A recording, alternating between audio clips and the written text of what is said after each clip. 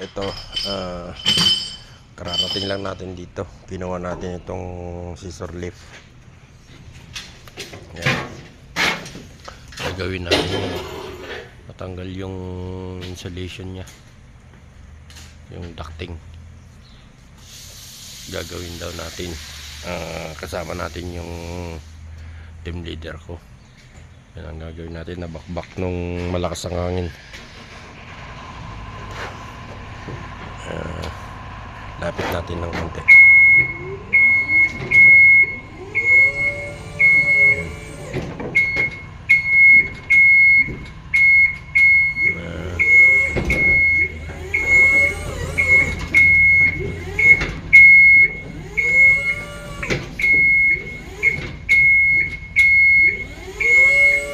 Ayan.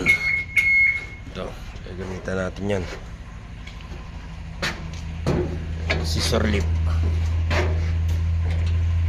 Nabakbak kasi nung malakas ang hangin yan. Kaya pagtutulungan namin. Imbis na pupunta ako sa kabilang farm sa Josephine, mayroon akong i-repair na mga bucket. Kaso hindi na, dito na lang daw muna, sabi nung manager ko, dahil ito urgent ito, nabakbak nung malakas ang hangin. Yan. Ilan days din ang umulan dito mga spark. Inabot ng 4 days. Nag-start ng Sabado, Saturday,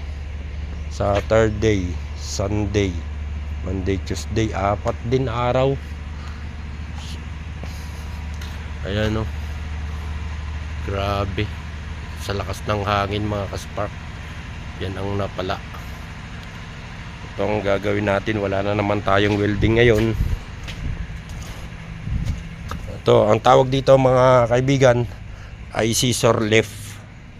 Madali lang to, atras abante lang to. Tsaka liko.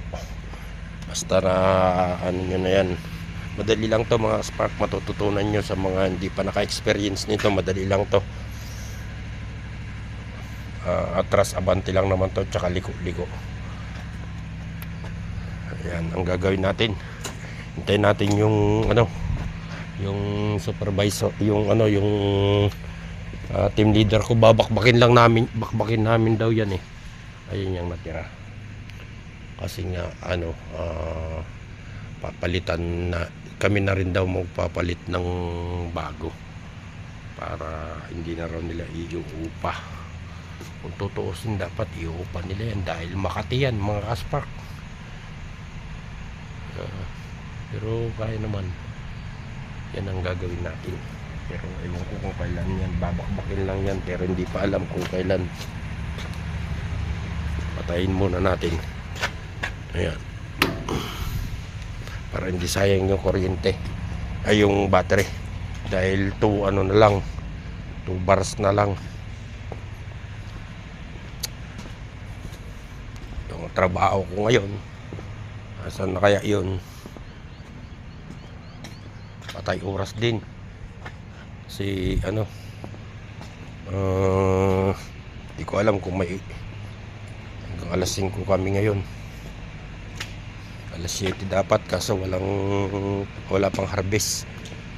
Tinigil nila, baka mamayang gabi pa daw yata, dahil umuulan. Ayan. Yung ating trabaho muna sa ngayon mga kaspark. Ayan ang planta. Ayan ito bumibili ng